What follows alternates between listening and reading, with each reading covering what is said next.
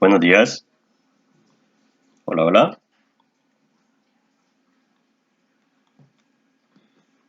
Buenos días.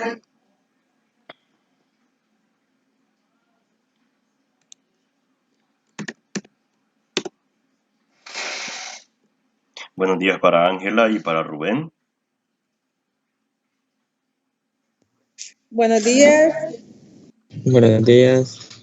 ¿Cómo están?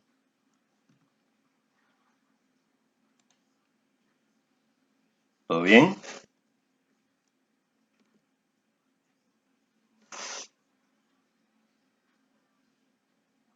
Todo bien, gracias a Dios. ¿Y usted? Pues todo bien por acá. Aquí para iniciar la primera tutoría que vamos a realizar el día de hoy. Bien. Ya que estamos tres conectados, pues vamos a dar inicio con esta tutoría. Así que vamos a dar comienzo con el contenido que nosotros tenemos programado ahí en la plataforma, no sin antes hacer un repaso de un documento inicial que se da en cada inicio de materia, ¿verdad? Bueno, antes de eso quiero darles la cordial bienvenida. Mi nombre es René Rivas y voy a estar encargado de la sede de Chalatenango para la materia probabilidad y estadística matemática.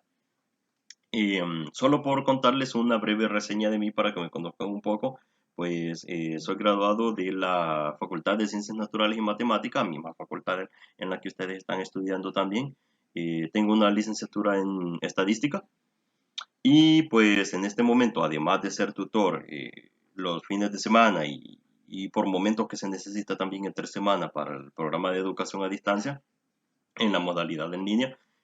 También trabajo como procesador de datos en una empresa privada que se dedica a la realización de encuestas. Estas son encuestas de opinión relacionadas más que todo al ámbito privado y a la investigación de mercados. En esto conocer la penetración de marcas que se tiene en la población, la distribución de marcas, el consumo, la preferencia, la opinión que se tiene sobre diferentes marcas de consumo, ya sea de comida, bebidas en general, telecomunicaciones, ¿verdad? Así que ese es otro ámbito en el que me estoy desarrollando en este momento, además de, como les comento, pues como estamos haciéndolo en este momento, pues el desarrollo de esta modalidad en línea de la Universidad del Salvador, ¿verdad? Bien, habiéndoles comentado un poco de eso, pues en esta ocasión vamos a estudiar la materia de probabilidad y estadística matemática, que es el pensum para su carrera, también un requisito que es el que hay que cumplir. Y pues en esta materia nosotros vamos a estar ahondando en esa área de las matemáticas que va orientada al análisis de datos, como es la estadística. Y lo que vamos a estar estudiando, pues, son todos los tópicos desde la introducción a la estadística, de qué se trata, cómo se clasifica, para qué sirve, hasta el procesamiento de información, como son las tablas de frecuencia, distribuciones continuas y discretas de probabilidad, eh, cálculos de probabilidades, ¿verdad? En base a sucesos, por ejemplo, cuál es la probabilidad de que ocurra el evento A dado el evento B, ¿verdad? Detalles como esos. Y vamos a hacer una pequeña aplicación en la que vamos a elaborar un proyecto, que ya lo vamos a ir leyendo más adelante. Vamos a elaborar un proyecto y vamos a utilizar un software específico, ¿verdad? Más adelante vamos a ver cuál es ese software que vamos a utilizar, posiblemente sea Excel, que es el más común, es el que todos tenemos en nuestras computadoras por el simple hecho de usar Windows, ¿verdad? Como sistema operativo. Y si alguien usa un sistema operativo distinto, como Mac, ¿verdad? O Linux, ¿verdad? Pues nos vamos a adaptar a esa situación, ¿verdad? Hay programas alternos en ese caso, pero si todos usamos Windows, pues entonces Excel va a ser una herramienta que vamos a estar utilizando frecuentemente, ¿verdad? En el análisis de la información y en el procesamiento de datos que nosotros tengamos eh, de los ejercicios comunes que vienen en el material de estudio, ¿verdad? Esto es, por ejemplo, ordenar una serie de datos en una tabla de distribución de frecuencias, ordenarlos, hacer cálculos estadísticos, ¿verdad? De posición y de dispersión, ¿verdad? Esos detalles. Y pues al final, pues elaborar conclusiones con esos datos que nosotros tenemos. Y ese proyecto que les comento, pues va orientado justamente a eso, ¿no? A hacer una aplicación directa, ¿verdad? A un entorno de la vida real de ese aprendizaje que tenemos acerca de la estadística y cómo es que se hace el tratamiento de la información para obtener conclusiones, ¿verdad? Conclusiones que pues nosotros nos fijamos ya en el área de la vida cotidiana, nos fijamos de que tiene mucha aplicación, ¿verdad? Por ejemplo, cuando vienen elecciones para diputados, para presidentes, para alcaldes, ¿verdad? Consejos municipales, es bien común escuchar en los medios de comunicación las famosas encuestas, ¿verdad? O aquel famoso estudio de opinión acerca de la población cuando opina de cuál es el candidato A, B, C, D que más apoya, por el que estarían dispuestos a votar.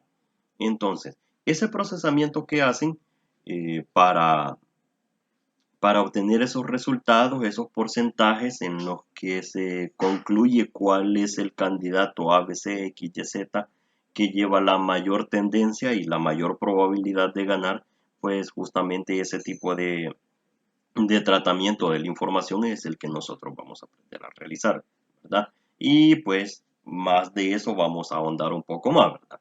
Ya vamos a ir viendo cuál es el más allá que vamos a dar en esta materia. Así que pues lo que acá todos nosotros esperamos y de mi parte, ¿verdad? Al momento de trabajar con ustedes, pues yo espero que esto se desarrolle de la mejor manera posible, ¿verdad? Y que pues podamos tener para todos los que estamos inscritos en esta materia y que podamos obtener el mejor resultado posible. Y ese es, pues que al final, además de pasar la materia, pues que la pasemos con un buen promedio, ¿verdad? Porque como ya sabemos, además de pasar una materia con un buen promedio, eso lo que demuestra es de que hemos tenido un buen aprendizaje de los contenidos y sirve también para esa etapa final de la carrera que es cuando necesitamos un promedio mínimo para podernos graduar, ¿verdad? Que ya no solo es ese 6, ¿verdad? Ese 6 raspadito con el que se podrían ir pasando las materias, pero no, se necesita un plus más, ¿verdad? Se necesita algo adicional para poder elaborar ese proceso de graduación de manera satisfactoria, ¿verdad?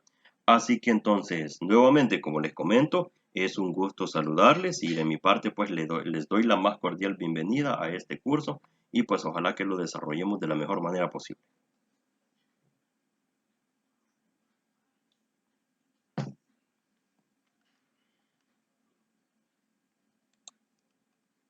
Bueno, veamos entonces.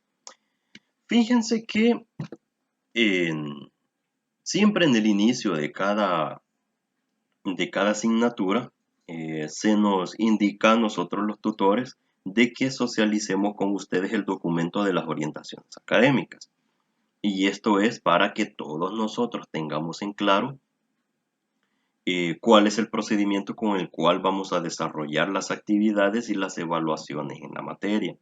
Y pues eso nos va a servir para que todos estemos en común acuerdo de que esto es algo de que se ha socializado, ¿verdad? Es algo que ya está establecido, que fue conocido por ustedes, de que el tutor él les proporcionó esa información, la conversaron y ustedes estuvieron totalmente enterados de cómo es el procedimiento para estudiar y así pues que más adelante no haya algún tipo de confusiones.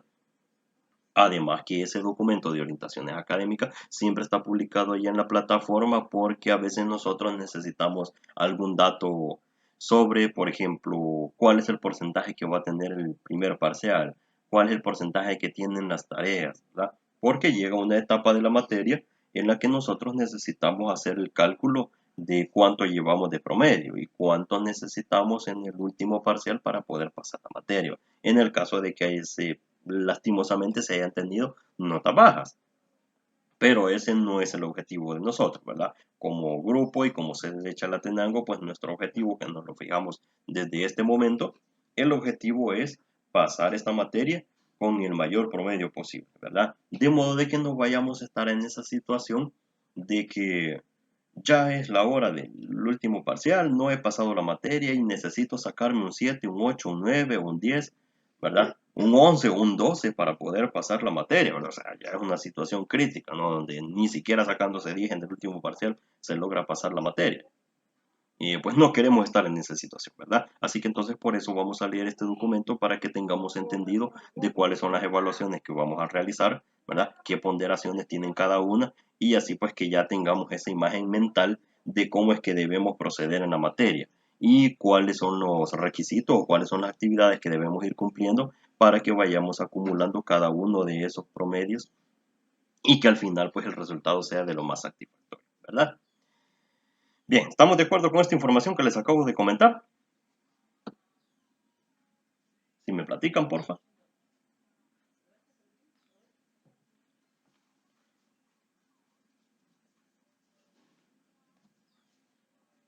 Hola.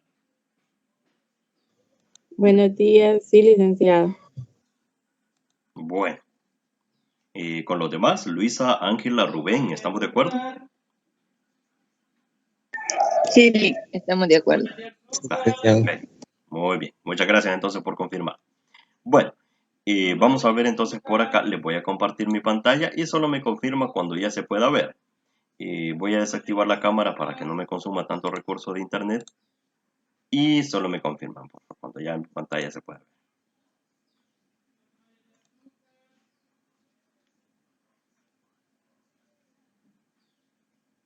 Ya, Ok, gracias. Bueno, como vemos acá en la plataforma, pues tenemos el portal de nuestra materia y acá en el inicio, luego en la pestaña de introducción, por acá vamos a encontrar un documento que se llama Orientación Académica de Probabilidad y Estadística Matemática, ¿verdad? Vamos a abrirlo por acá. Y bien, lo que tenemos acá entonces es la distribución de la materia, ¿verdad? Cuáles son los contenidos que vamos a ver y otros detalles que les vamos a dar lectura a continuación. Bien, va a ser una lectura rápida, ¿verdad? No significa de que vamos a ir leyendo párrafo por párrafo porque hay cuestiones de que estas son ustedes a las que tienen acceso, así que no es tan necesario de que vayamos leyendo. Nos vamos a ir a lo más importante. Por ejemplo, la introducción, los objetivos, pues es una información a la que ustedes pueden acceder fácilmente, así que nos vamos a ir a lo más importante, ¿verdad? Por ejemplo, en esto de los contenidos temáticos, ¿verdad? Lo que vamos a estar viendo por unidad. Acá en esta tablita nosotros tenemos, voy a mover esto por acá. Acá en esta tablita nosotros tenemos la distribución de las unidades que vamos a estar estudiando. La primera es, y de la que seguramente ustedes ya vieron ahí como unidad 1 que está publicada ahí en la plataforma, que es la introducción a la estadística. No sé si ustedes ya tuvieron la oportunidad de leer un poco acerca del contenido que está publicado en esta primera unidad. ¿Sí han podido leer algo? sí, licenciado. Vaya, muy bien entonces, muy bien. Entonces eso es la introducción a la estadística, ¿verdad? Las fechas que tenemos programadas para este contenido es del 21 de febrero al 6 de marzo de 2022. Es decir, hasta mañana vence el plazo para poder estudiar este material. La unidad 2 va a ser la estadística descriptiva, que en esa unidad es donde vamos a estar estudiando las tablas de frecuencias, los gráficos y medidas estadísticas. El análisis descriptivo de datos cuantitativos, ¿verdad? Como las medidas de tendencia central, las medidas de dispersión y las medidas de posición. Esto está programado para el 7 al 20 de marzo de 2022. Introducción a las probabilidades como unidad 3, donde vamos a estudiar los métodos de conteo, la definición de experimento aleatorio, espacio muestral, eventos simples y compuestos, álgebra de eventos o conjuntos, eventos excluyentes y de ocurrencia simultánea. Y así sucesivamente, enfoque de probabilidad, calcular probabilidad de ejemplos simples y compuestos, el principio de la suma y la multiplicación, la probabilidad condicional y el teorema de Bayes. Esto pues está contemplado dentro de 3 semanas en la fecha que aquí nos indica. En la unidad 4 vamos a estudiar las variables aleatorias y distribuciones de probabilidad. En ese sentido, lo que nosotros vamos a estar estudiando es, ¿verdad?, la definición de una variable aleatoria discreta, la definición de una variable aleatoria continua, distribuciones de probabilidad, ¿verdad?, como esta, la binomial, la hipergeométrica y la de Poisson, de Student, chi cuadrado, normal, ¿verdad? Que en su momento vamos a estar estudiando de qué se trata cada uno de esos detalles. Y en la unidad 5 pues va a ser la inferencia estadística, que ahí es cuando nosotros vamos a estudiar Vamos a dar ese paso de la estadística descriptiva a la estadística inferencial, que esa definición ya la vamos a conocer más adelante, ¿verdad? Pero en resumidas cuentas es tratar de predecir a futuro qué es lo que va a pasar en base al comportamiento de los datos anteriores que ya tenemos nosotros tabulados y estudiados. ¿Bien? La regresión lineal simple y correlación, ¿verdad? En este detalle nosotros lo que vamos a estar estudiando es cómo se relacionan las variables entre sí, ya no cuando tenemos solo una variable, por ejemplo, el peso de un grupo de personas, la estatura de un grupo de personas, sino de cuando nosotros ya podemos estudiar la relación que hay entre varias variables. Por ejemplo, si existe una relación entre el peso y la estatura de una persona, vamos a estudiar qué tan correlacionadas están esas variables, a ver si existe relación entre los dos. Por ejemplo, alguien podría decir, es que si una persona es más alta, entonces pesa más, y una persona que es de baja estatura, entonces pesa menos. Cualquiera podría decir eso. Pero ¿será que está bien relacionado eso? Por ejemplo, puede ocurrir también de que una persona sea de estatura baja, ¿verdad? Que se le denomine de estatura baja, pero su peso es grande, su peso es mayor. Es mayor el peso de esta persona de estatura baja que una persona que es alta pero es delgada, ¿verdad? Entonces, ese tipo de situaciones vamos a estudiar, ¿verdad? Ese es un ejemplo bien simple y bien común que se utiliza para representar esta idea, pero así con otras variables nosotros vamos a estar estudiando, o con otros fenómenos naturales, vamos a estar estudiando cómo es que se analiza la relación o correlación entre dos o más variables, ¿verdad? Y eso es lo que tenemos entonces con la unidad 6, ¿verdad? Son 6 unidades las que vamos a estar estudiando en esta unidad. La modalidad de estudio, ¿verdad? Que son tutorías virtuales. En este caso nosotros las tutorías virtuales las tenemos los sábados de 8 a 10 de la mañana, ¿verdad? Como la estamos desarrollando en este momento. Y tareas que se entregarán al final de cada unidad en línea en la plataforma de Moodle, ¿verdad? Que es en la que estamos inscritos en este momento, ¿verdad? Se imparten los días sábados en la semana B de 8 a 10 de la mañana, como dice acá, ¿verdad? El rol del alumno, ¿verdad? Esto lo que nos dice es de que nosotros, ¿verdad? En este caso, ustedes como estudiantes van a asumir un rol analítico y autorregulado. Rol analítico significa de que ustedes por su propia cuenta van a acceder al material de la plataforma, lo van a leer, lo van a estudiar y van a ir ahí en su cuadernito sacando todas las dudas que ustedes tienen acerca del contenido. Autorregulado, de que ustedes solitos se programan, ¿verdad? Por ejemplo, mañana me toca trabajar, cuando venga de trabajar 5 o 6 de la tarde, me voy a poner a leer el PDF que está publicado de la unidad 2, de la unidad 3, porque ya hay fechas que lo tengo que estar estudiando, ya tengo que empezar a trabajar la tarea 1, la tarea 2, etcétera, porque tengo que cumplir con ese tiempo, ¿verdad? Porque tengo como límite, ¿verdad?, la fecha de entrega de esa tarea. Es más, ya tenemos publicada la primera tarea, ya tenemos fecha de entrega, ¿no? Ya vamos a hablar sobre eso. Bien, en el caso del docente tutor, ¿verdad? En mi caso, será guía y fuente de apoyo con la finalidad de que cada estudiante reciba constante y eficiente retroalimentación en el proceso de aprendizaje, mediante la respuesta expedita de correos, chat, foro de dudas y consultas individuales presentadas en la plataforma, procurando que los estudiantes se sientan seguros, motivados y acompañados durante todo el curso, ¿verdad? Bien, acerca de eso yo les quiero platicar. Nosotros ya tenemos un grupo de WhatsApp, ¿verdad?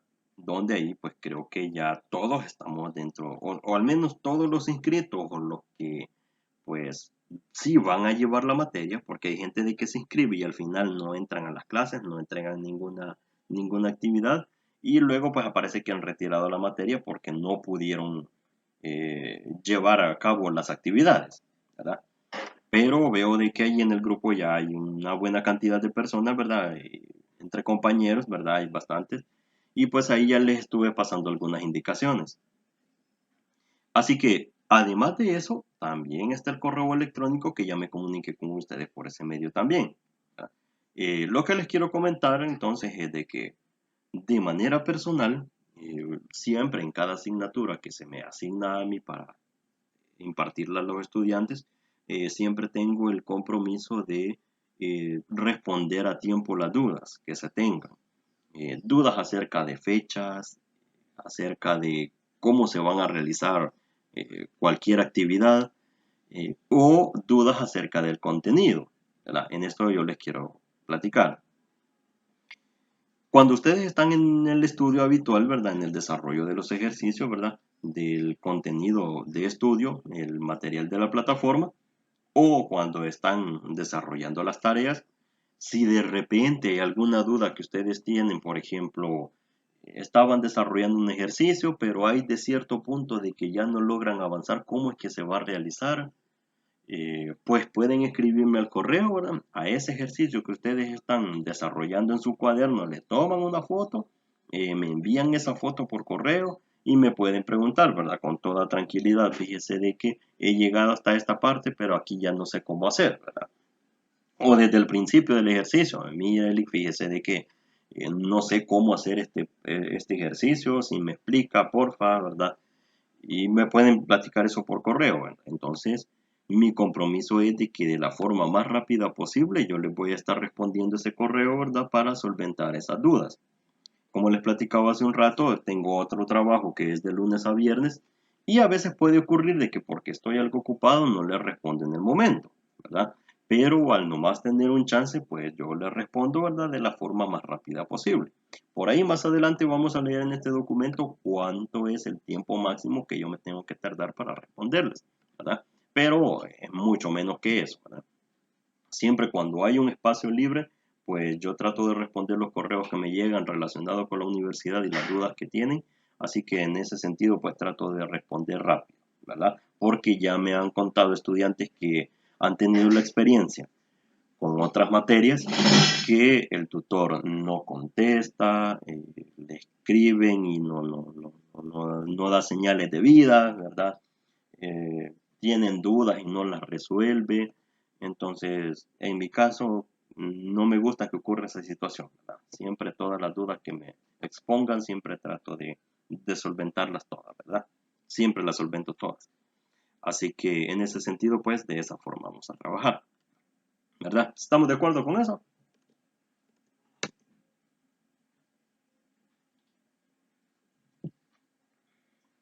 ¿Hola?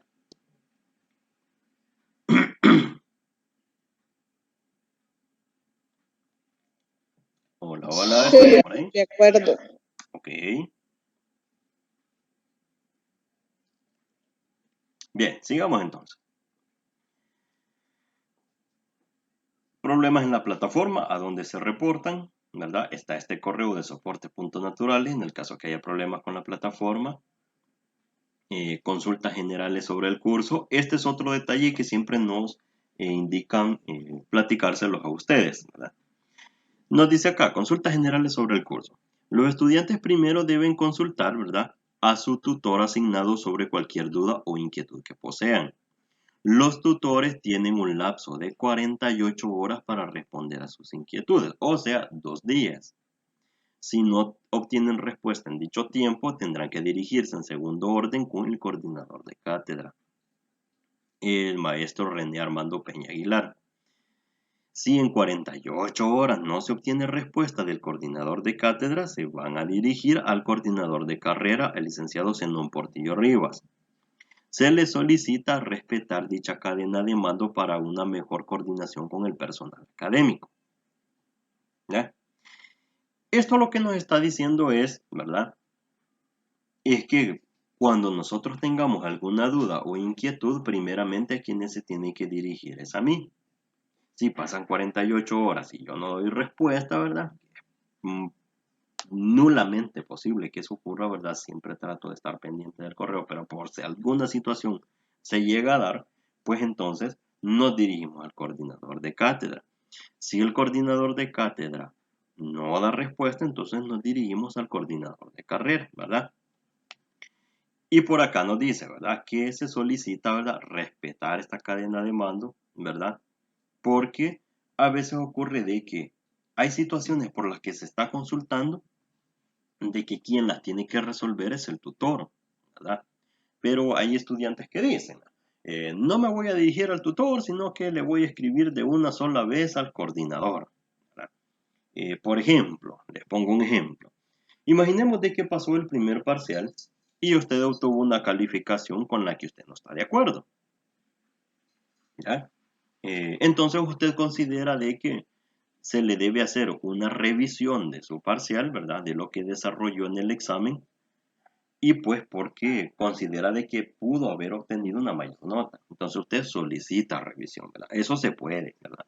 Si no se los habían platicado anteriormente, ¿verdad? No sé si ya se los habían comentado, pero eso se puede, ¿verdad? Que cuando ustedes obtienen una calificación en un parcial, ¿verdad? Y ustedes consideran de que bien pudieron haber obtenido mejor nota porque consideran que su trabajo fue mayor, pues entonces ustedes pueden solicitar revisión de ese parcial. Eso está contemplado dentro del reglamento de la universidad. Es un derecho de los estudiantes solicitar revisión de una calificación.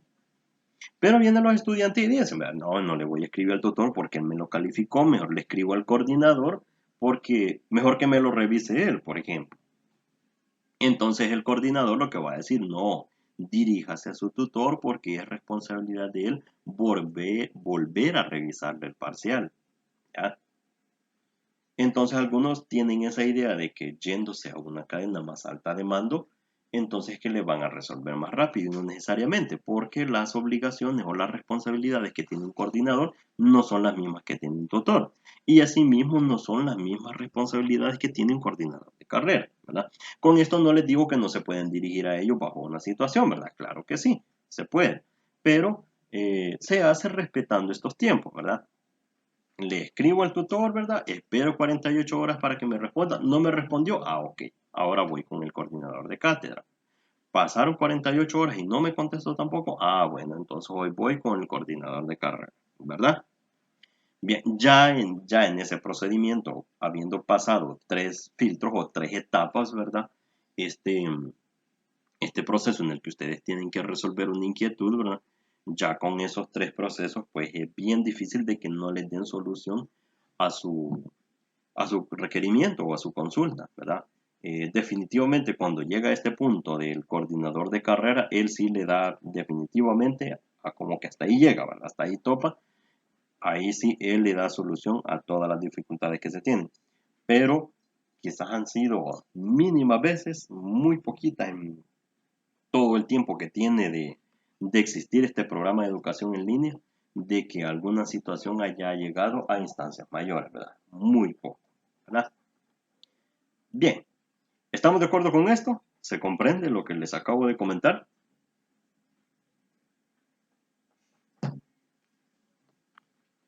Sí, licenciado. Bueno, gracias por confirmar. Bueno, ahora sí, veamos las actividades que nosotros vamos a desarrollar. Esta es la descripción de cada una de las actividades, ¿verdad?, que vamos a desarrollar. Y aquí, en esta tabla, fíjense que aquí están las actividades en línea o tareas, ¿verdad? Cada una de las tareas tiene una ponderación del 6%. Y entonces aquí está la tarea que hay que desarrollar de la unidad 1, ¿verdad? Su descripción en detalle, ¿verdad? La fecha de entrega, ¿verdad? O sea, el día que se publica y la fecha que se tiene que entregar, ¿verdad? Como dice acá, fecha de entrega, apertura domingo 6 de marzo a las 6 de la mañana. Es decir, de que mañana a las 6 de la mañana se va a habilitar el enlace para que ustedes puedan subir el documento de la tarea. Cuando se cierra, el miércoles 9 de marzo a las 11:59 de la medianoche, ¿verdad?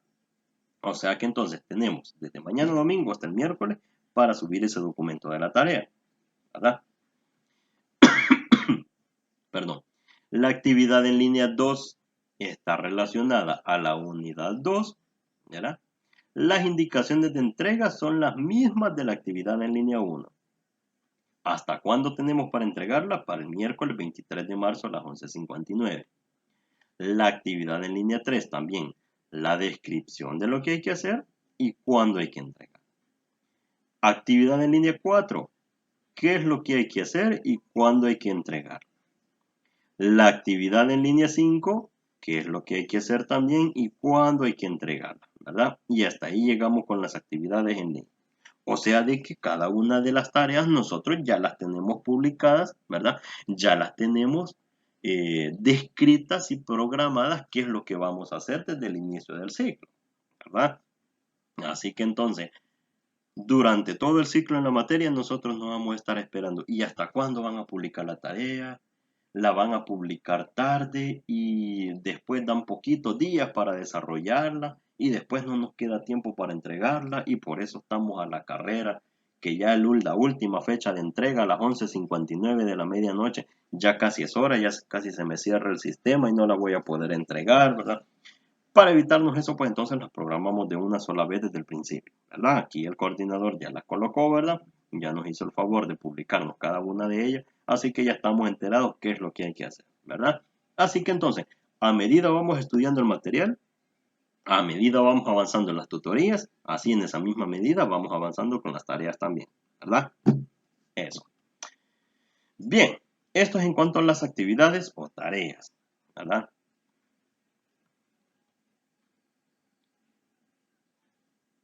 Reglas generales para la presentación de trabajo, reportes o tareas. Vaya, fíjense de que esta indicación que está acá es una indicación general para todas las tareas que se entregan independientemente de la materia. Que hay que utilizar el programa de Word, ¿verdad? Que hay que dejarle letra Arial, tamaño 12. Las citas bibliográficas es en normas APA, ¿verdad? Las actividades que nosotros tenemos publicadas acá, como ustedes se pudieron fijar, van relacionadas al desarrollo de ejercicios, ¿verdad? Por ejemplo, por ahí vimos, ¿verdad? Desarrolle los ejercicios tal y tal y tal, ¿verdad? Por ejemplo, acá, ¿verdad? Responder los ejercicios, el 1, el 3, el 4 y el 7 de las páginas 11 y 12. El 2, 4, 5 y 6 de la página 15, el 1 de la página 19 y así sucesivamente, ¿verdad? Del material de la unidad 3 disponible en PDF, ¿verdad? O sea, esto está relacionado con la unidad 3, ¿verdad? Entonces, las actividades van referidas a ejercicios que hay que resolver que están ahí en el material de lectura de la plataforma. Entonces, esto de que vamos a utilizar citas bibliográficas, ¿verdad? Que tienen que ir en formato APA, ¿verdad? Esos detalles, eso lo vamos a obviar para esta materia, por el tipo de materia que es una materia numérica, es una materia analítica, ¿verdad? Es análisis de datos lo que se hace. Entonces, esa parte nosotros la vamos a omitir, ¿verdad? Como ya se fijaron para la unidad 1, ¿verdad? Y para la entrega de la tarea 1, ¿qué es lo que necesitamos hacer? Simplemente lo que tenemos que hacer es una carátula donde va el logo, el nombre de la universidad, el nombre de la facultad a la que usted pertenece, el nombre de la asignatura, ¿ya? El nombre de la tarea o descripción de la tarea, su nombre, el nombre del tutor, el nombre del coordinador y la fecha, ¿verdad? Los elementos que una carátula lleva, ¿verdad? Eso. Y de ahí en adelante, ¿qué es lo que va en el documento? Usted le va a tomar fotografías a las páginas de papel bond, a las páginas de su cuaderno, donde usted desarrolló cada uno de los ejercicios de la tarea. Si usted tiene escáner en su casa, pues probablemente usted los escaneó. Entonces, todos esos escaneos, ¿verdad? O esas fotografías, según sea el caso, se colocan en un solo documento. Ese documento, cuando ya lleva la carátula, se transforma a PDF. Ahora los documentos de Word, ¿verdad? Ese programa de Microsoft Word que es para editar documentos, fácilmente ahí se pueden convertir a PDF, ¿verdad? Ese documento PDF es el que usted entrega en la plataforma y es el que se le califica como entrega de tarea, ¿verdad? Así que entonces en el caso de nosotros, para matemáticas y estadística, como esto se nos vuelve muy fácil. Porque básicamente lo que nos piden es, mire, póngale una carátula, ponga el desarrollo de los ejercicios y se acabó. Conviértalo a PDF y entregue, ¿verdad? Así que en ese sentido, pues estamos más prácticos, ¿verdad? Bien, el material didáctico, estos son algunos libros que nosotros podemos acceder para estudiarlos. No estoy seguro si estos libros están en internet en PDF, pero sí están en la biblioteca de la universidad. Así que entonces, si en dado caso ustedes se dan una pasadita ahí por la biblioteca de la universidad, ustedes pueden solicitar que les presten estos libros para estudiar, ¿verdad? Los libros descritos, vaya, miren, esto no lo había leído. Los libros descritos estarán en plataforma, en la pestaña de presentación para consulta. Vaya, entonces sí, miren, están en digital y están publicados en la plataforma. El sistema de evaluación, otro punto importante que debemos platicar. Como ya vimos ahí arriba, tenemos 5 actividades en línea, o sea, 5 tareas. Y cada uno tiene una ponderación del 6%. O sea, de que en suma tenemos un 30% ahí en la entrega de las tareas. Luego dice tarea de aplicación en Excel. Significa de que vamos a hacer un tratamiento de datos en Excel, ¿verdad? Y vamos a tener que elaborar algunas tablas de frecuencia. Significa de que vamos a tener que calcular porcentajes. Vamos a tener que montar distintos tipos de gráficos, ¿verdad? Y hacer los respectivos análisis de esos gráficos y de todos los resultados que nos soliciten, ¿verdad? Esa tarea de aplicación en Excel va a tener una ponderación del 20%. Examen parcial 1 va a valer 25% y examen parcial 2 va a valer el 25%, ¿verdad? Quiero ver si hay algo más por acá. No, ya, solo es el total, 100%. Bien, ¿esto qué significa? De que en cuanto a los exámenes parciales, ahí tenemos un 50%, o sea que tenemos la mitad del curso lo tenemos distribuido solo en los parciales. El otro 50% nos lo vamos a ganar cumpliendo con las tareas. O sea, de que si nosotros entregamos todas las tareas y cumplimos con esas actividades, ya tenemos la mitad de la nota ganada. La otra mitad nos la vamos a ganar con la solución de los exámenes parciales, ¿verdad?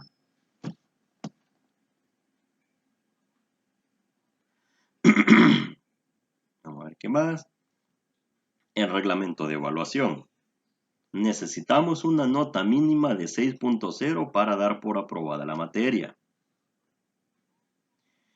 Si usted obtiene un promedio de entre 5.0 y 5.94, es decir, no la alcanzó a pasar, pero tiene este promedio entre estas dos notas, en este rango, entre 5 y 5.94, tendrá derecho a un examen de suficiencia, artículo 153 del Reglamento General de la UAS.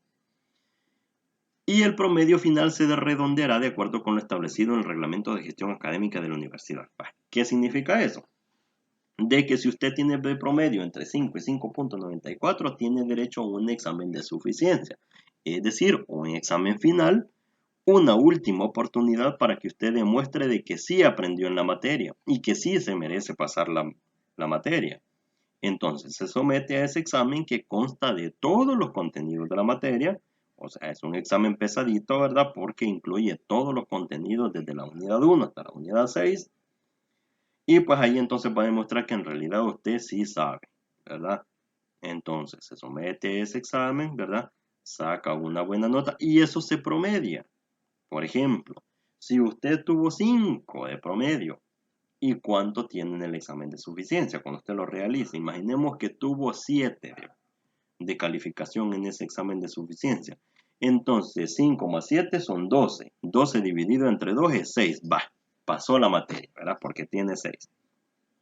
Pero ¿qué pasa si tiene de promedio 5 de la materia y se saca un 6 en ese examen de suficiencia? Entonces 5 más 6 es 11 y 11 dividido entre 2 es 5.5. Ay, lastimosamente no alcanzó a pasar la materia, ¿verdad? Lamentablemente. Si se saca un 8 en el de suficiencia, pues entonces, si se saca un 8 y tiene 5 de promedio, haciendo la misma analogía, ¿verdad? Pues entonces 5 y 8 pues son 13, 13 dividido entre 2 pues son 6.5, la pasó también, ¿verdad? Bien, entonces ¿esto qué es lo que nos está indicando? De que cuando nosotros nos sometemos al examen de suficiencia, como nota mínima la que nos tenemos que sacar es 7, ¿verdad? 7. Hay algunos casos en los que se pueden sacar un 6.9, 6.8, pero mejor redondémoslo. Imaginemos que es un 7 el que hay que sacarse para pasar la materia, ¿verdad? Pero imagino de que esto ya lo conocen ustedes, ¿verdad? De materias anteriores. Esto sí ya es conocido de ustedes, ¿no?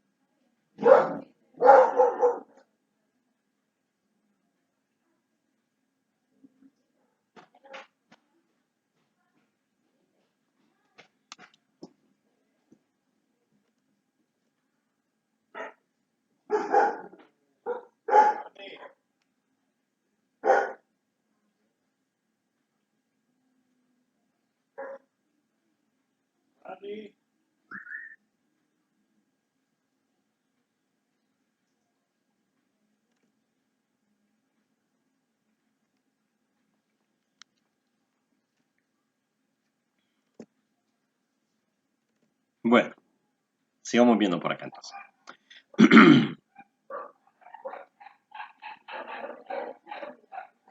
Servicios de biblioteca, cronograma. Este es otro detalle importante, el cronograma de actividades. A continuación nos dice acá se detalla la programación de actividad del curso de probabilidad y estadística matemática.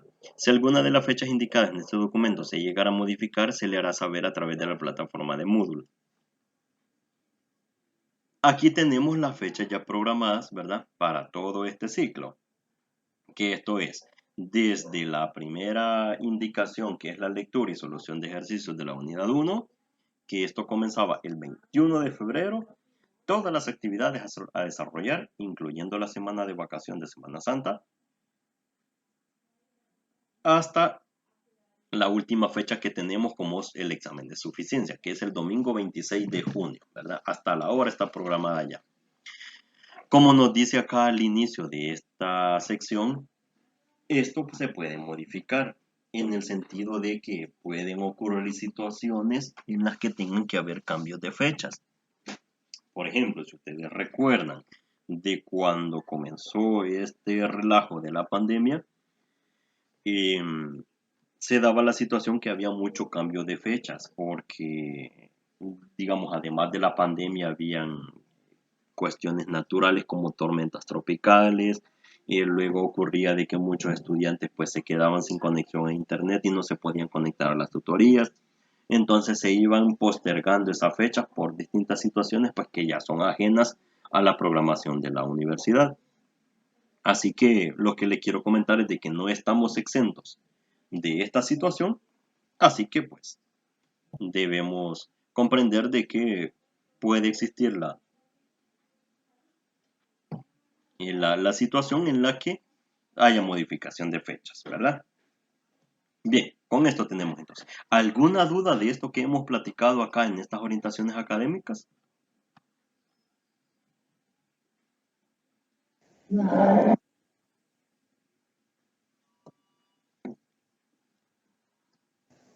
De mi parte, no, licenciado. Bueno, de parte de los demás. Por el momento no, Ley. Ok. Bueno, veamos entonces. Ya que tenemos acá pues conversada esta orientación académica, vamos entonces ahora a entrar al contenido de la unidad 1. ¿verdad? Lo que vamos a hacer en este momento es de que para la unidad 1 vamos a hacer una breve reseña de lo que se trató y pues con eso dejar claros algunos puntos estratégicos de concepto, ¿verdad? Porque esta unidad pues es un poco teórica y pues entonces vamos a ahondar en esos conceptos básicos. En ese sentido, pues aquí en la pestaña de contenido, pues tenemos la unidad 1 que se llama Introducción a la Estadística. Así que vamos a ver un documento por acá. Vamos a estudiar un breve repaso de estos conceptos claves. Y eso está por acá.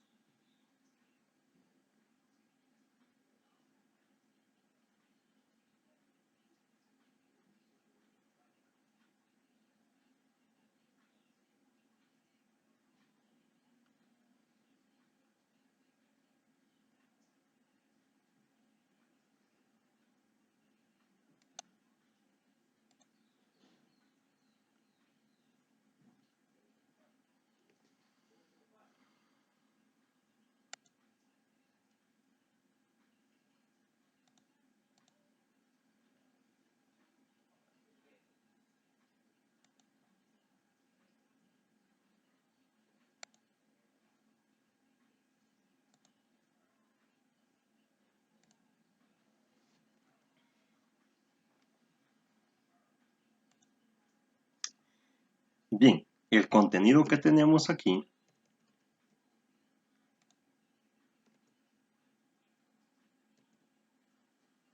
este contenido que tenemos acá es un resumen de la unidad 1, es decir, la introducción a la estadística. Bien, ese material que nosotros tenemos ahí en plataforma, en resumen, lo que nos dice es primeramente para qué sirve la estadística. Es la ciencia que se ocupa en general de fenómenos observables. La ciencia se desarrolla observando hechos, formulando leyes de los que explican y realizando experimentos para validar o rechazar dichas leyes. Los modelos que crea la ciencia son de tipo determinista o aleatorio, es decir, estocástico. La estadística se utiliza como tecnología al servicio de la ciencia donde la variabilidad y la incertidumbre forman parte de su naturaleza.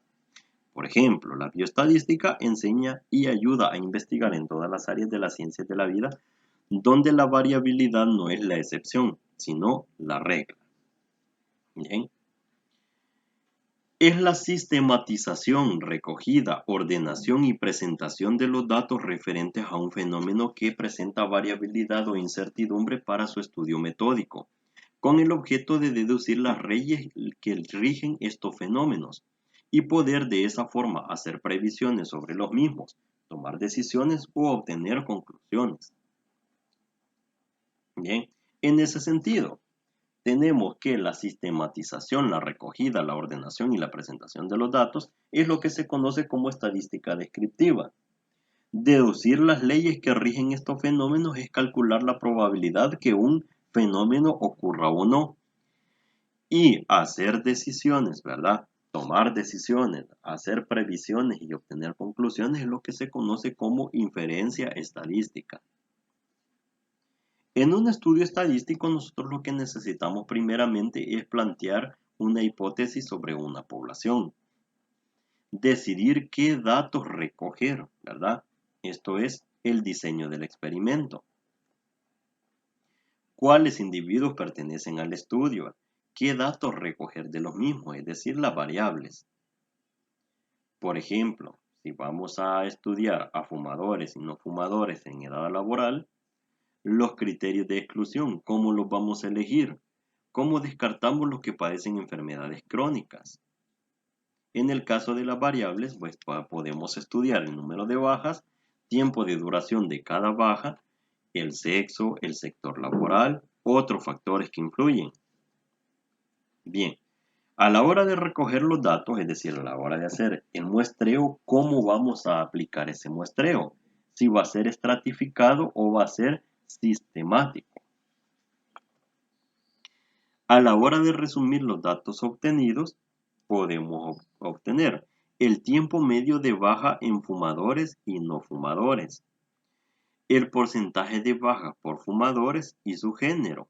Podemos incluir gráficos también.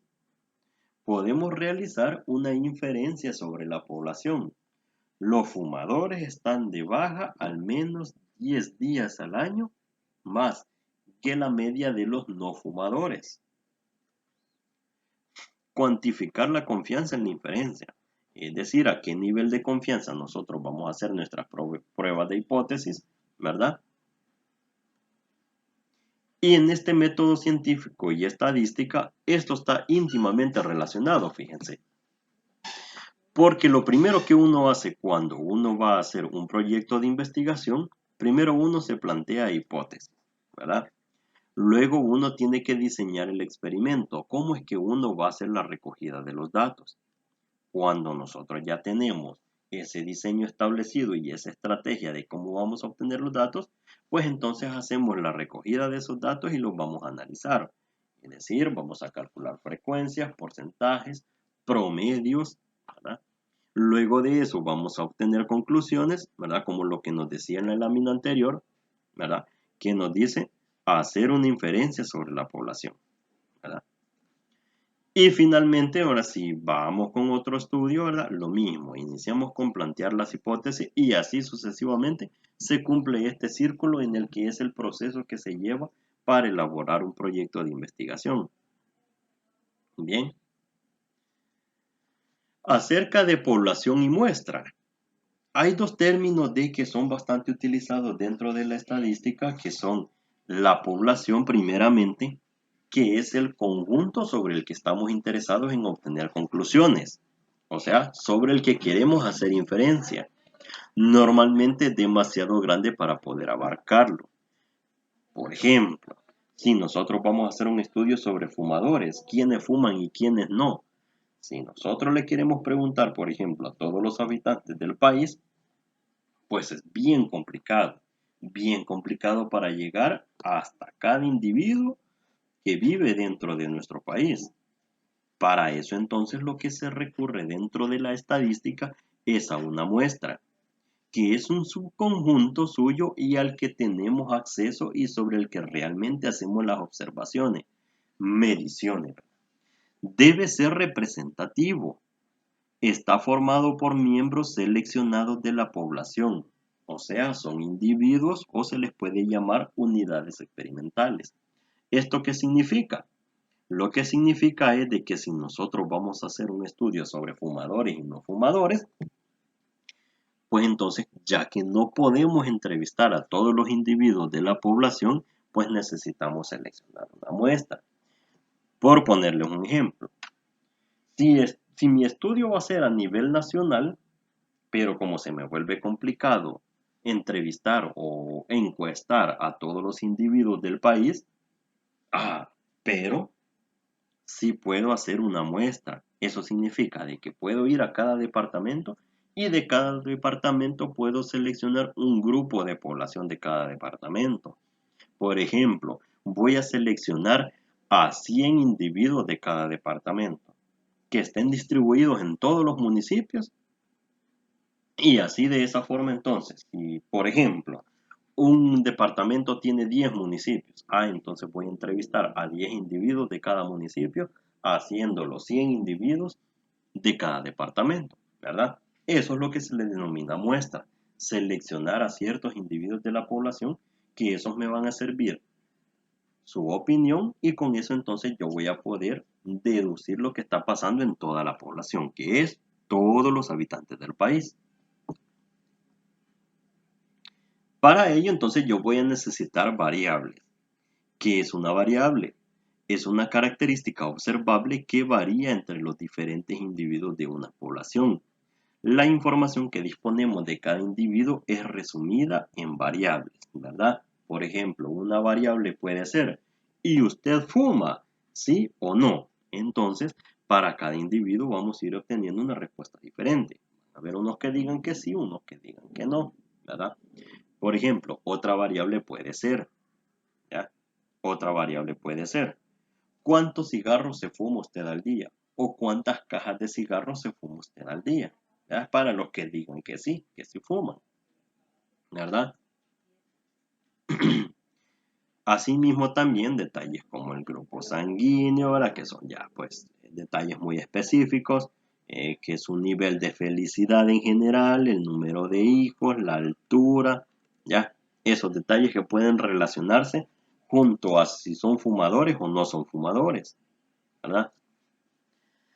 En ese sentido, si nosotros vamos a estudiar variables, ¿verdad? Como ya lo dijimos anteriormente, dos tipos de variables que nos hemos imaginado son, ¿usted fuma? ¿Sí o no?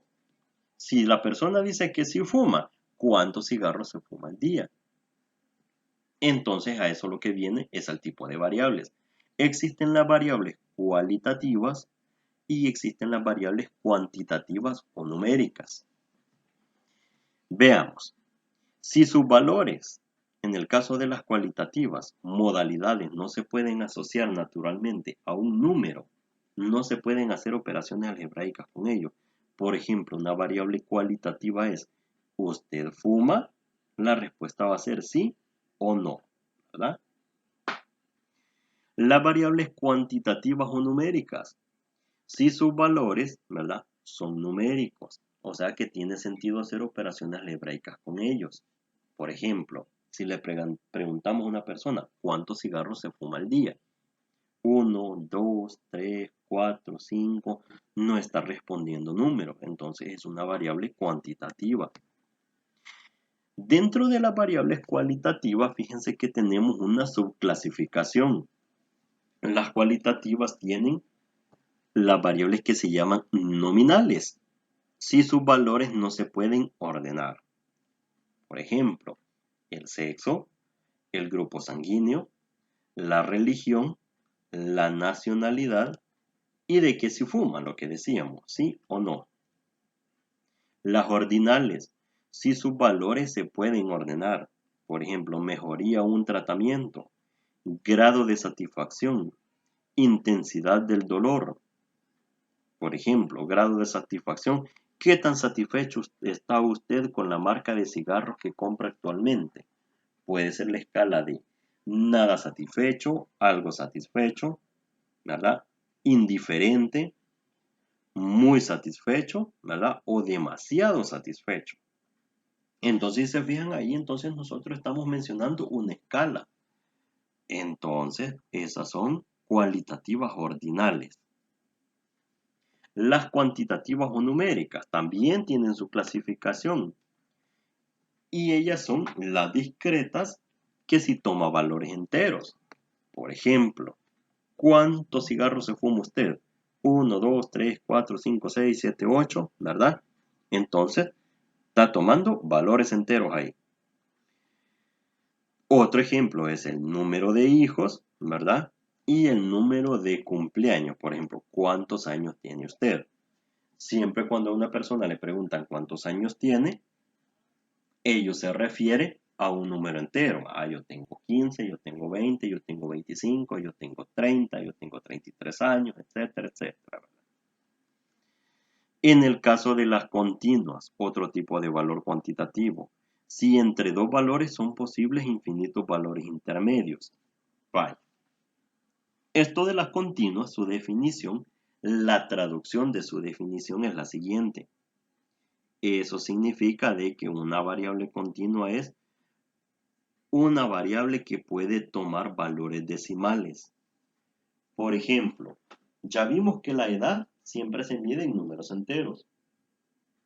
Pero ¿qué pasa con la estatura, por ejemplo? Alguien puede medir 1,53 m, o sea, 1,53, 1,74, 1,82, 1,63, ¿verdad? Entonces estamos hablando de valores con punto decimal. Esas son las variables continuas, ¿verdad? Las que aceptan valores con punto decimal. Las que aceptan fracciones, ¿verdad? ¿Estamos de acuerdo en este momento en esta clasificación de las variables? ¿Se comprende?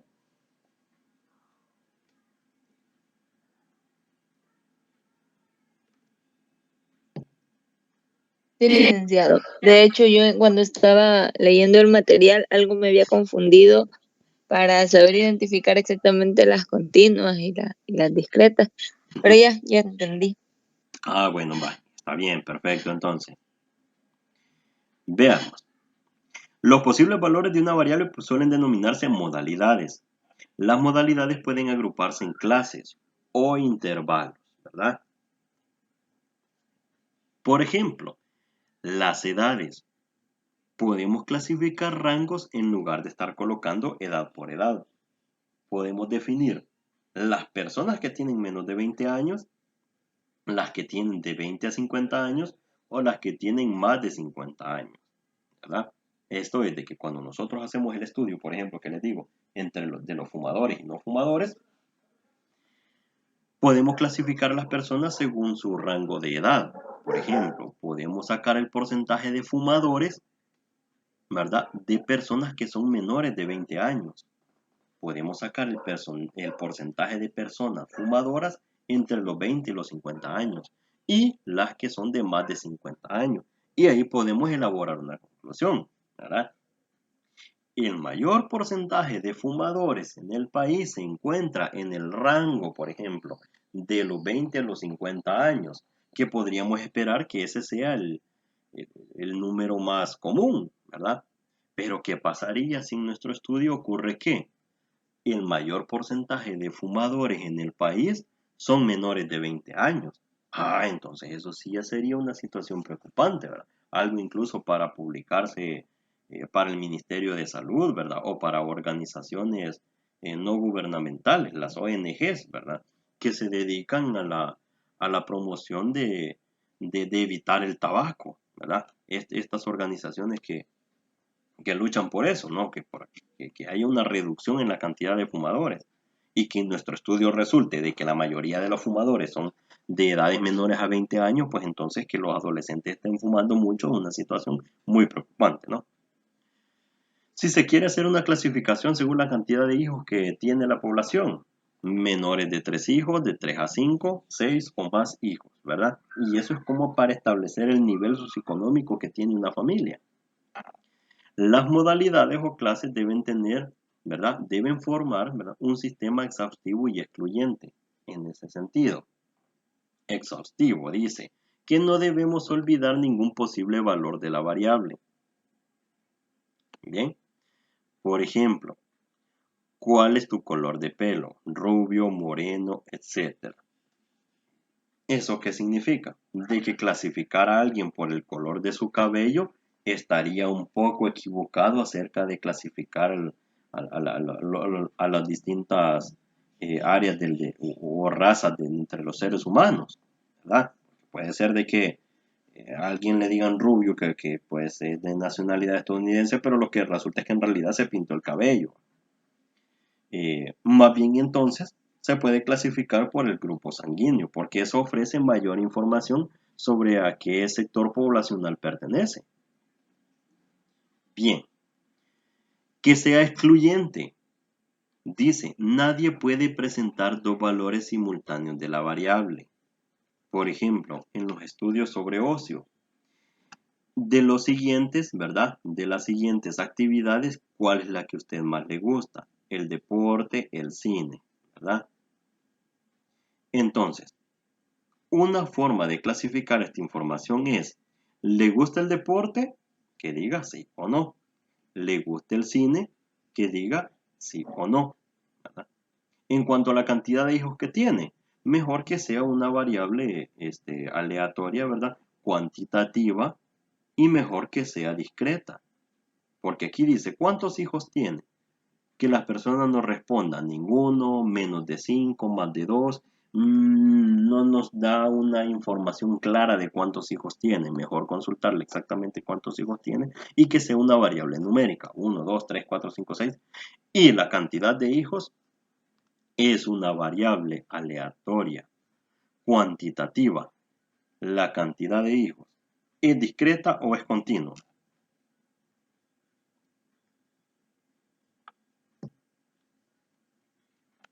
¿Qué tipo de variable será la cantidad de hijos que una persona tiene?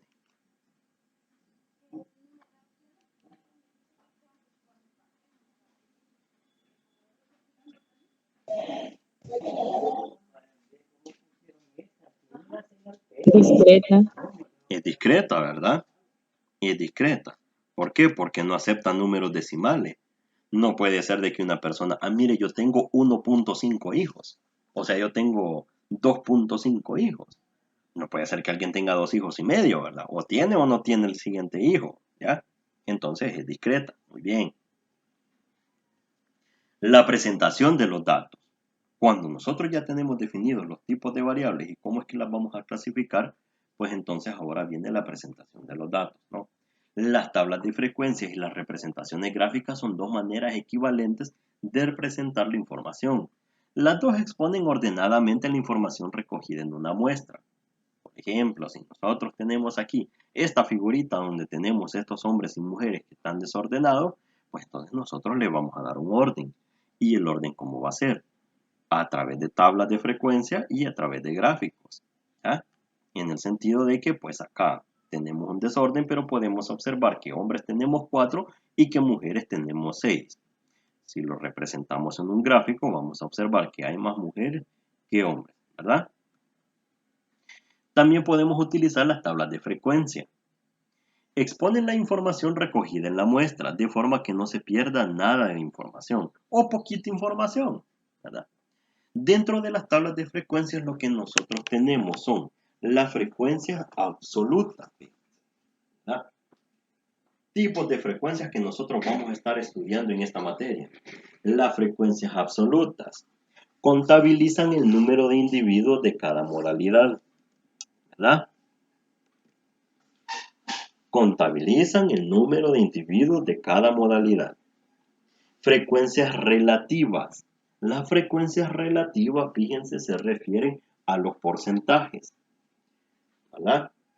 Lo mismo que lo anterior, pero dividido entre el total. Y ya vamos a analizar esa tablita que tenemos ahí y otras tablitas que les voy a presentar. Frecuencias acumuladas. Solo tienen sentido para variables ordinales y numéricas, ¿verdad? Vale, ya vamos a ver esto. Por ejemplo, el sexo del encuestado. Aquí vemos en esta tablita que tenemos 1517 encuestados, ¿verdad? De esas 1517 personas que nosotros encuestamos, ¿qué resultó? Resultó que 636 eran hombres y 881 eran mujeres.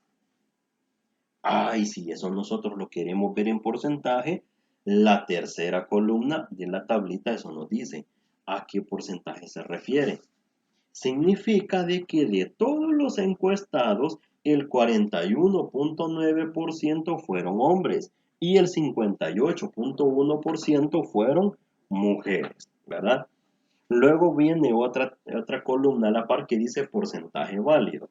Eso es porque el programa en el que se sacaron estas frecuencias hace un análisis de si los porcentajes que se calcularon son correctos.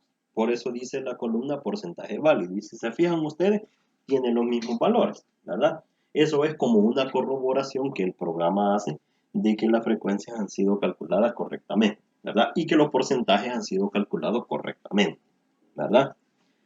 Otro ejemplo. El nivel de felicidad. Por ejemplo, que alguien le pregunte, mire, ¿y usted qué tan feliz se siente? ¿Verdad?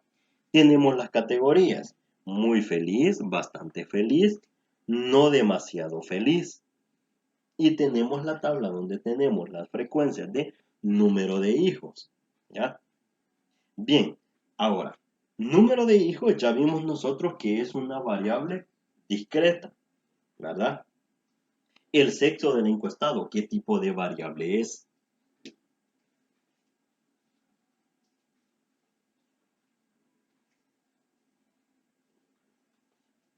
¿Qué tipo de variable es sexo del encuestado?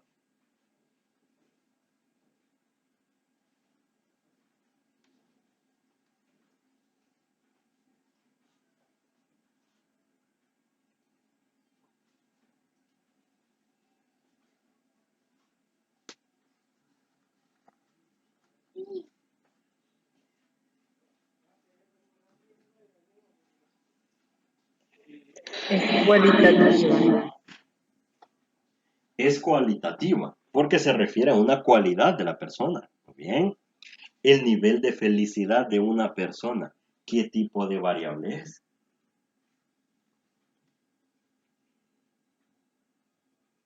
También cualitativa. Ok, quiere decir entonces que del lado izquierdo de la lámina tenemos ahí variables cualitativas. Muy bien. Ahora, el sexo del encuestado dentro de las cualitativas. ¿El sexo es nominal o es ordinal?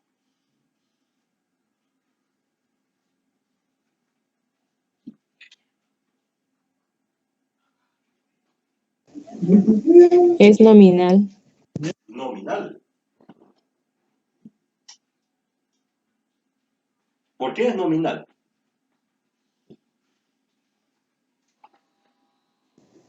Porque no importa el orden en que se ponga la categoría. Es decir, no importa si primero pongo femenino y después masculino Exacto, o viceversa. exacto. ¿Y nivel de felicidad entonces?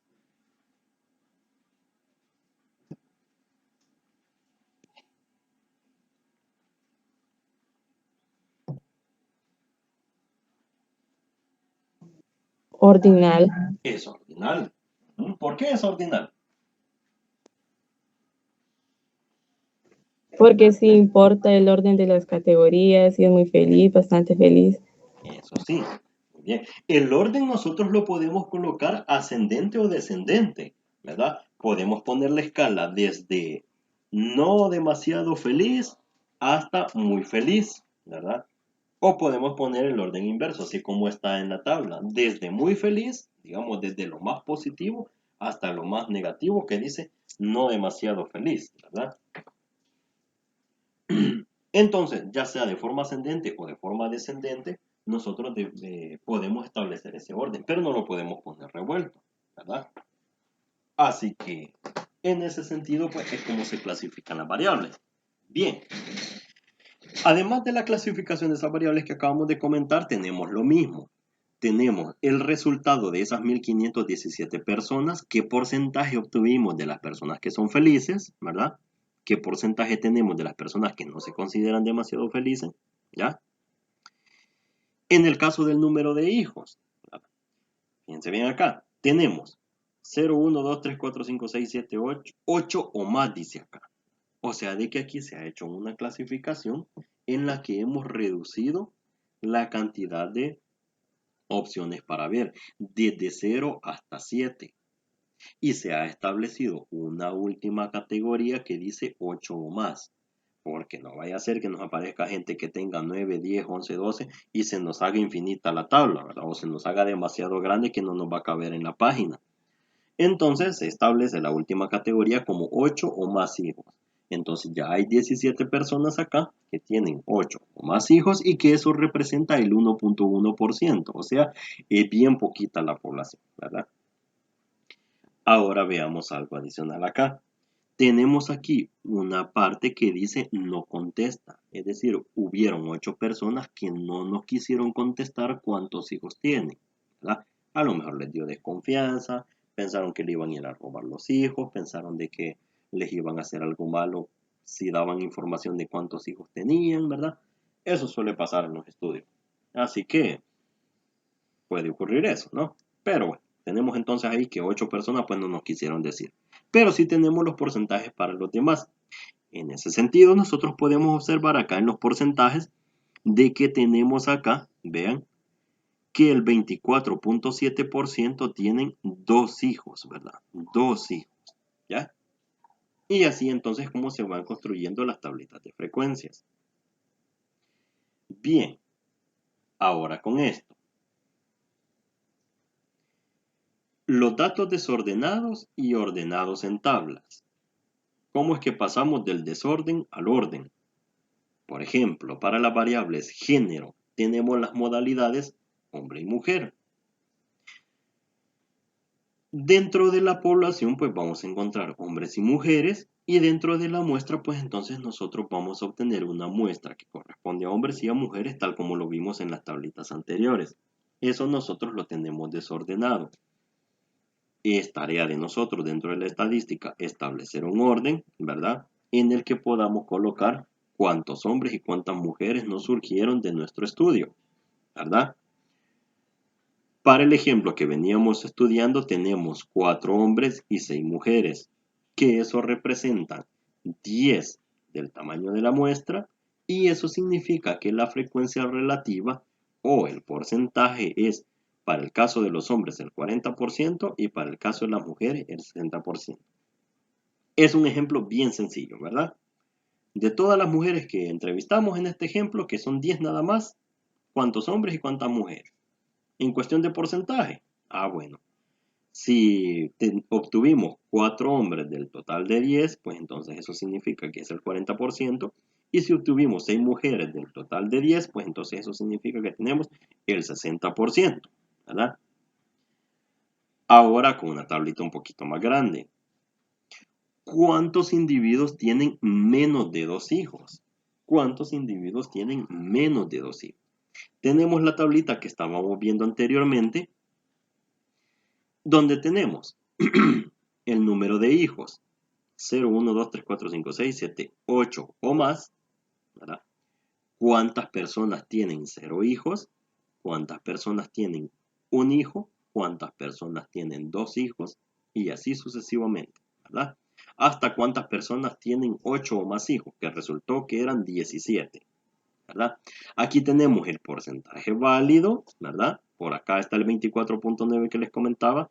Acá tenemos un 27.8, ¿verdad? Es decir, este porcentaje es mayor todavía, ¿ya? O sea que este 27.8 que está acá, que es el mayor porcentaje de todos, significa de que son más las personas que a este momento tienen 0 hijos. Los que están sin hijos es la mayoría en este caso.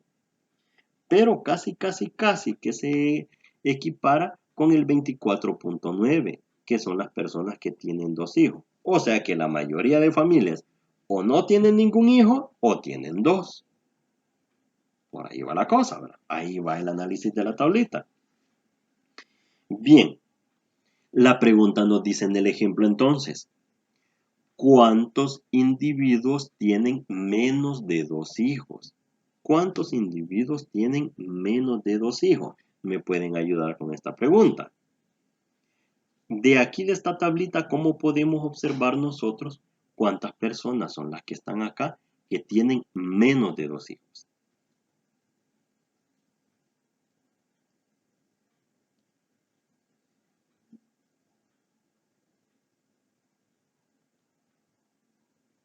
¿Cómo podríamos hacer para sacar ese dato de la tabla? La cantidad de personas que tienen menos de 2 hijos. Podríamos sumar la frecuencia de los que no tienen ninguno y de los que solo tienen uno, o irnos al porcentaje acumulado, que serían el 44,7%. Exactamente, el 44.7% son las personas que tienen 0 o un hijo, ¿verdad? Y como nos dice menos de 2, significa que al 2 no lo vamos a incluir, ¿verdad? O sea, las personas que tienen 1 y 0. Entonces eso es consecuencia, ¿verdad? Vamos a hacer la sumita de los que tienen 0 hijos y los que tienen 1, un hijo nada más. Esa suma es la suma de estas dos frecuencias entre el total. Si nosotros tomamos una calculadora y lo dividimos y luego lo multiplicamos por 100, ¿verdad? Para que nos aparezca como porcentaje, vamos a encontrar ese 44.7, ¿verdad? Dicho de otra forma, es como que agarremos el 27.8 y el 16.9 y lo sumemos también. Es ese porcentaje acumulado de 44.7. Bien, esa es la explicación entonces que tenemos acá, ¿verdad? Que es el total de 674 individuos, ¿ya? Y bien, siguiendo esa analogía, ¿qué porcentaje de individuos tienen 6 hijos o menos?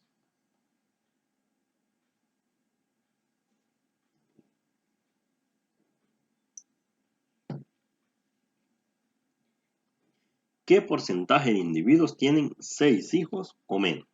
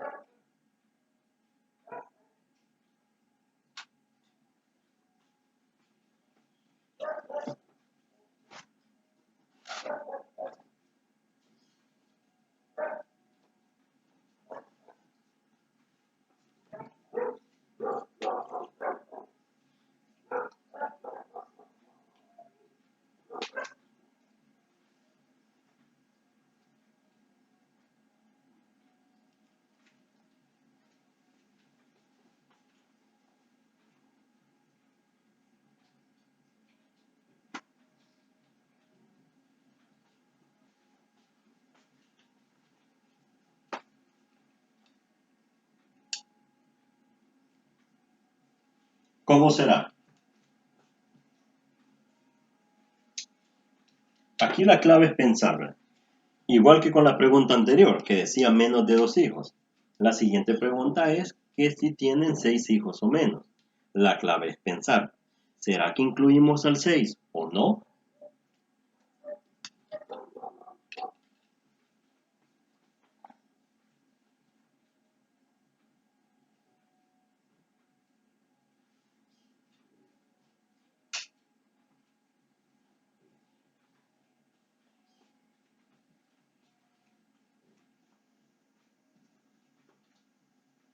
Sí lo incluimos porque la pregunta dice, ¿tienes 6 hijos o menos? Entonces es como que nos digan igual o menor. Exactamente, es como que en cuestión de desigualdades nos digan menor o igual, ¿verdad? Así justamente.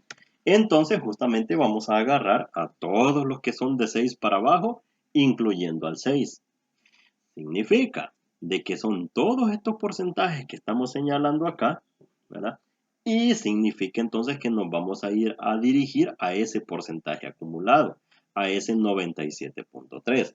97% de las personas, 97.3, perdón, de las personas tienen 6 hijos o menos, o sea, la gran mayoría de la población, ¿verdad? La gran mayoría. Pero ¿cómo es que estamos usando esta columnita de porcentaje acumulado? Fíjense que lo que se hace con esta columna de porcentaje acumulado es que cuando la estamos construyendo nosotros tomamos el primer porcentaje válido, lo escribimos acá, igualito. El siguiente porcentaje que se va a colocar, ¿quién es? Es la suma del que está a la par de él más el anterior. Es este 44.7. Luego, para el siguiente porcentaje acumulado, ¿quién vamos a colocar? Es este que está aquí a la par, 24.9, más la suma de todos los de arriba. El siguiente porcentaje acumulado es este porcentaje válido que tenemos aquí, más todos los que están atrás de él, todos los que están arriba de él.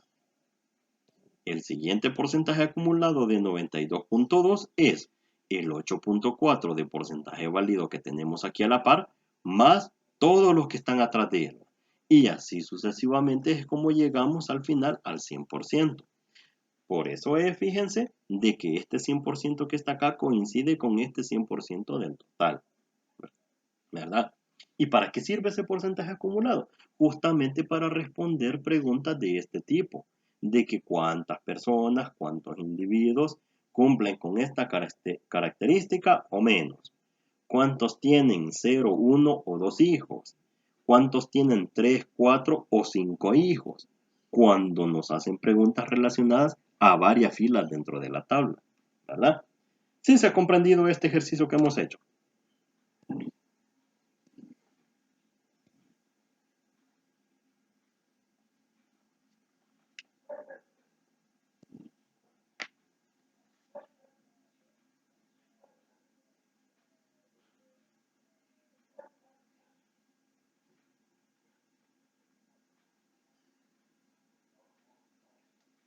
¿Sí? ¿Se ha comprendido? Sí, Sí, Vale, qué bueno, pues. Vale. Siguiendo entonces con este contenido. Los gráficos para las variables cualitativas. Vamos a dar un repasito de esto de los gráficos, ¿verdad? Esto se ahonda más en el contenido subsiguiente que viene dentro de la plataforma. Y por ejemplo, para este caso, para las variables cualitativas, nosotros tenemos los diagramas de barras, ¿verdad? Alturas proporcionales a la frecuencia, o sea que esto viene de la tablita de frecuencias que nosotros vamos a ver construido anteriormente. Y se pueden aplicar también en el caso de las variables discretas. Por ejemplo, a alguien le preguntan, ¿su vida es excitante o es aburrida? ¿Verdad? Excitante, neutro o aburrida, ¿verdad? Tenemos entonces el gráfico de barras, ¿verdad? En el que lo asociamos con las proporcionalidades que tenemos ahí en la tablita anterior, ¿verdad? O en una tablita anterior que nosotros hayamos hecho, ¿verdad? Para una pregunta de tipo cualitativa, ¿verdad? En el caso de los gráficos circulares, o gráficos de pastel, como le llaman en algunos casos, o diagramas de sectores, como le llaman algunos libros, ¿verdad? No se pueden utilizar con variables ordinales, ¿verdad? No es recomendable. En estos, el área de cada sector es proporcional a su frecuencia, ya sea absoluta o relativa. Generalmente se utiliza con las frecuencias relativas, es decir, con los porcentajes, para decir, el porcentaje que está aquí en color amarillo es el que representa en este caso a las mujeres y los hombres pues entonces representan al 41.92% que tenemos acá de hombres, ¿no? Generalmente se utiliza para ese tipo, cuando queremos referirnos a porcentaje. Es otra forma de visualización, ¿verdad? Bien. Tenemos los pictogramas también, son poco, bueno, ahora sí ya antes no eran tan utilizados, ahora sí son más utilizados. No sé si ustedes han visto a través de los medios, eh, digamos los medios de comunicación, en redes sociales, que se utilizan unas cosas llamadas dashboard, que es que tienen varios gráficos en una sola lámina y que pues nos brindan mucha información cuando vamos analizando cada uno de los grafiquitos, ¿verdad? Por ejemplo, en la foto de perfil del grupo de WhatsApp que tenemos, eso es un dashboard, ¿verdad? En el que podemos ver que hay un montón de grafiquitos y hay un montón de información, ¿verdad? Muy apilada, pero que nos dice mucha información en una sola imagen, ¿verdad? La característica de estos pictogramas, entonces, que son fáciles de entender, y el área de cada modalidad debe ser proporcional a la frecuencia. Por ejemplo, acá en esta que tenemos las botellas de cerveza recogidas en un fin de semana y ponen unos cerditos. Realmente no sé por qué colocan unos cerditos para este ejemplo, ¿verdad? Más bien debería ser el consumo de carne de cerdo en una ciudad, ¿verdad? En la ciudad A y el consumo de cerdo en la ciudad B. Por ejemplo, 100 kilogramos por familia en el año y 50 kilogramos por familia en el año. Puede ser, ¿verdad? Un ejemplo. Pero lo que los pictogramas nos dicen es, en estos casos, es de que la figurita tiene que ser proporcional, ¿verdad? A la cantidad, a la frecuencia absoluta o a la frecuencia relativa que se está hablando, ¿verdad? De la variable de estudio en ese momento. Otro tipo que tenemos acá, ¿verdad? Es que podemos utilizar figuritas en lugar de los tradicionales diagramas de barras, horizontales en este caso, ¿verdad? ¿Cómo nosotros venimos a la escuela? Dice el título del gráfico. ¿Quiénes llegan en carro? ¿Quiénes llegan en bicicleta? ¿Quiénes llegan caminando? ¿Y quiénes llegan en bus? Y en el eje horizontal, pues lo que tenemos es el número de niños, ¿ya? Esto puede ser representado en porcentajes, digamos. Por ejemplo, que el 30% llegan en bus, ¿verdad? Hay un 30% que llegan en carro, ¿verdad? Esto, como les digo, puede ser una frecuencia absoluta o una frecuencia relativa, es decir, pueden ser porcentajes. O pueden ser, pues, números específicos. En el caso de las frecuencias absolutas, de todos los niños en total, 3 llegan en carro, 4 llegan en bicicleta, caminando llegan, veamos, 3, 6, 8. Y 3 llegan en bus del total de niños a los que se les ha preguntado, ¿verdad? Bien. Los gráficos diferenciales para variables numéricas. En el caso de las variables numéricas tenemos una división entre los gráficos que tienen un término adicional. Son diferentes, nos lo menciona acá en función de que las variables sean discretas o continuas. Valen con frecuencias absolutas o con frecuencias relativas. Póngame los calcetines, te voy a poner allí. Los diagramas ¿Qué de quiere? barras para ¿Calcetines variables allí? discretas. ¿Calcetines allí? Los diagramas de barras para variables discretas se deja un hueco entre barras para indicar que los valores que no son posibles. Por ejemplo, acá, ¿verdad? En el caso de las variables discretas se deja un espacio entre cada uno. Y después de eso tenemos los histogramas. Los histogramas se utilizan cuando las variables son continuas, ¿verdad? Para variables continuas, ¿verdad? En este caso, y el ejemplo que tenemos acá es edad del encuestado. Ya nosotros dijimos de que la edad normalmente se maneja como una variable discreta, ¿verdad? Es raro que encontremos que alguien nos diga, miren, yo tengo 25.6 años. Nadie hace la cuenta hasta los decimales, según la cantidad de días que han pasado del año actual, para ver si tiene 25.6, 25.8, ¿verdad? Y eso creo que a nadie le ha ocurrido. Pero puede ser de que haya alguna institución, un hospital, por ejemplo, donde se lleve el recuento de la edad en años, en meses y en días que han transcurrido desde el momento que fue ingresado al hospital, por ejemplo. Entonces, en ese caso particular se podría manejar como una variable continua, porque se le pueden agregar puntos decimales, ¿verdad? Más bien acá podríamos poner un ejemplo tradicional que es la estatura del encuestado, ¿verdad? Ahí sí ya manejamos valores decimales comúnmente. Y nos dice la definición, vea. El área que hay bajo el histograma entre dos puntos cualesquiera indica la cantidad, porcentaje o frecuencia de individuos en el intervalo. Esto lo que nos indica es lo siguiente, de que como la variable es continua, significa de que cada una de las barras del histograma deben estar pegaditas entre sí. ¿Por qué? Porque hay valores decimales que no se pueden obviar. No es como acá en el caso de arriba del número de hijos, de que como no manejamos valores decimales, sino que solo valores enteros, pueden ir distanciados entre sí. Para este caso del histograma, debe ir pegadito uno detrás de la otra porque hay valores decimales que no se pueden obviar. Ese es el sentido de hacer los histogramas, ¿verdad? Bien, ¿alguna duda hasta este momento con lo que hemos conversado de este contenido?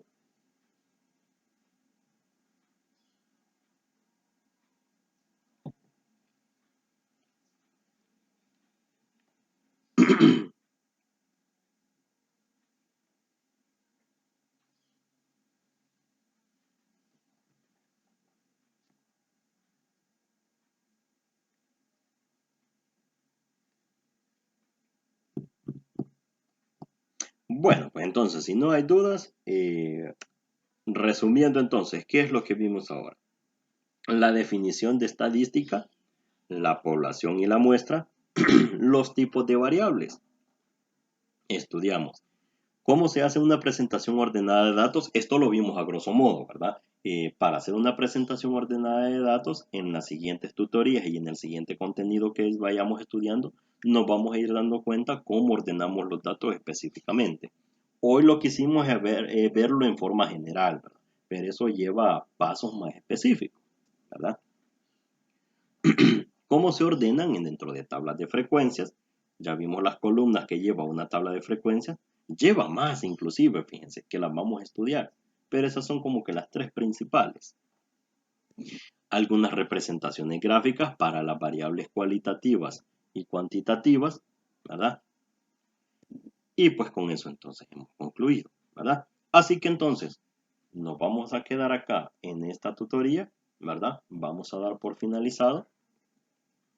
Y pues para ir finalizando y para irles agradeciendo por haberse conectado a esta tutoría, les quiero consultar algo. Solo vamos a quitar acá esta presentación de pantalla y quiero consultarles, ¿verdad? En cada materia que se lleva hay programadas las tutorías ordinarias, que son los días sábados, ¿verdad? Como lo estamos haciendo en este momento, y también se programan tutorías de repaso, que son entre semana. Generalmente son los miércoles o jueves. En este caso y para esta materia hemos quedado, el coordinador nos indicó de que la programáramos para los miércoles o para los jueves y que nos pusiéramos de acuerdo con los estudiantes qué hora resultaba mejor. Así que entonces, si pueden comentarme ustedes a qué hora es la ideal, qué hora les quedaría bien, por ejemplo, 7 de la noche, 8 de la noche, ¿verdad? Muchos trabajamos, sé que muchos trabajamos durante la semana, así que generalmente las horas prudentes para programar estas tutorías son a esa hora, ¿no? Digamos, una hora a la que ya estemos en nuestras casas, pero no tan noche porque hay que descansar, ¿verdad? Así que entonces me platican como a qué hora creen ustedes que quedaría bien para que quedemos de acuerdo y dejemos fija esa hora para conectarnos en las tutorías de repaso.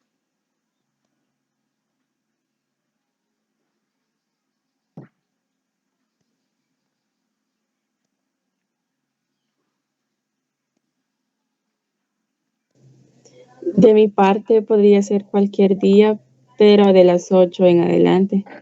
Ok. No importa si es miércoles o jueves, entonces. Sí, Ok. ¿Algo más? Yo igual, licenciado, no tengo inconveniente sea miércoles o jueves, igual a cualquier hora. Vale. O sea que las 8 de la noche está bien. Sí, bien. Ujú. ¿Alguien más que nos quiera Licenciado, comentar? ¿y de cuál semana sería? Esa es la semana en la que no Es tenemos. porque hay en una semana tenemos miércoles, pero es semana... tenemos día miércoles. Ujú. Vaya, fíjense de que las tutorías de repaso siempre son en la semana anterior a la que vamos a tener la tutoría, ¿verdad? Por ejemplo, la siguiente tutoría que nosotros tenemos, quiero ver acá en el calendario, si hoy la hemos tenido 5 de marzo, la siguiente tutoría ordinaria es el 19 de marzo, ¿verdad? Así que entonces la de repaso la estaríamos haciendo el 16 o el 17. Luego, si la siguiente tutoría ordinaria es el 2 de abril, quiere decir de que la tutoría de repaso va a ser el 30 o el 31 de marzo. Es decir, es esa semana previa a la tutoría ordinaria que vamos a tener, ¿verdad? Es decir, no es todas las semanas, por lo que me comenta de que tienen tutorías de otras materias, ¿verdad? Programadas para esos días. Sí. Muy bien. Estas tutorías de repaso son las que quedarían en la misma semana que las de álgebra. Ajá. Pero de álgebra todavía no tenemos exactamente, creo yo, definida fecha. Bueno, entonces si ya nosotros tomamos la fecha y hora, pues cuando ya se pongan de acuerdo con el otro tutor o tutora, ya le comentan, ¿verdad? Mire, ya hay una materia en la que ya nos pusimos de acuerdo que está reservada esa hora y ese día para hacer la tutoría de repaso.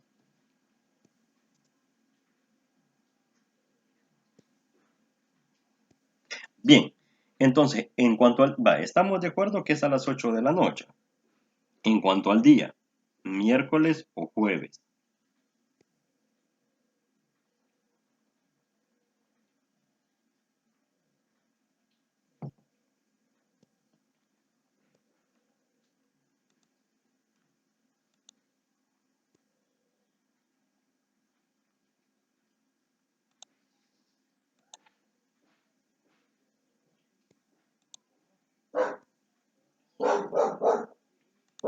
Ujú. ¿La dejamos miércoles?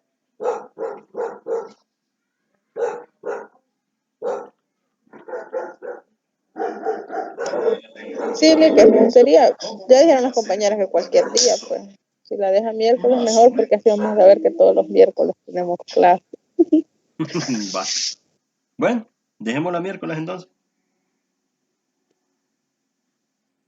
Va, entonces son los miércoles a las 8 de la noche en la semana previa a la tutoría ordinaria, ¿verdad? Es decir, vamos a hacer un repaso antes de ir a la tutoría ordinaria. Es decir, es como que vamos a hacer el preámbulo para la tutoría ordinaria y también solventar dudas del material anterior. ¿Estamos de acuerdo?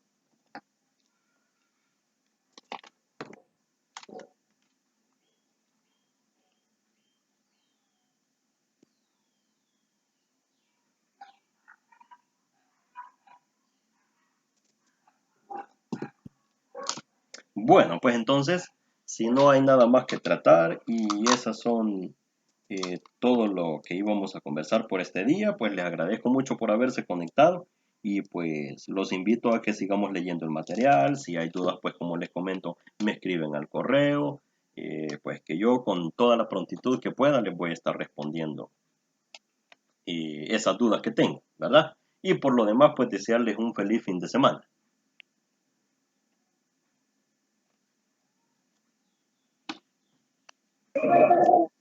Muchas gracias, feliz día, feliz fin de semana Muchas gracias, también. igual. Gracias igual, feliz día a todos. Gracias, feliz día a todos. Muchas gracias.